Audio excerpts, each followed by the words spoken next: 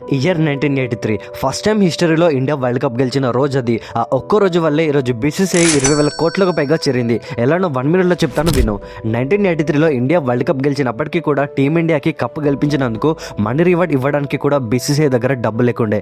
అప్పుడే సింగర్ లతా మంగేష్కర్ ద్వారా ఒక మ్యూజిక్ కాన్సర్ట్ పెట్టి ఫండ్ రైజ్ చేసి ఈచ్ ప్లేయర్కి 1 lakh rupees ఇచ్చారు. ఇంకా ఇక్కడ గమ్మత్ ఏంటంటే ఆ టైంలో బీసీసీఐ క్రికెట్ మ్యాచెస్ని టీవీలో బ్రాడ్కాస్ట్ చేయడానికి దూరదర్శన్ ఛానల్కి పర్ మ్యాచ్ 5 లక్షలు ఇచ్చింది.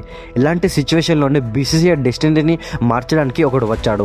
అతనే జగ్మోహన్ డాల్మియా బ్రాడ్కాస్టింగ్ రైట్స్ అనేవి బీసీసీఐ ఒక ఓన్ ప్రాపర్టీ అని లీగల్గా బ్యాటిల్ చేసి బ్రాడ్కాస్టింగ్ రైట్స్ని సొంతం చేసుకున్నాడు. ఇక ఇయర్ 1993లో బీసీసీఐ ఫస్ట్ డీల్ని $600,000కి టీడబ్ల్యూఏ అనే కంపెనీకి అమ్మింది. ఇక ఇయర్ 2008లో బీసీసీఐ ఇండియన్ ప్రీమియర్ లీగ్ని లాంచ్ చేసింది. 10 ఫ్రాంచైజ్ టీమ్స్ యొక్క మీడియా రైట్స్ని $1 billion అమ్మింది.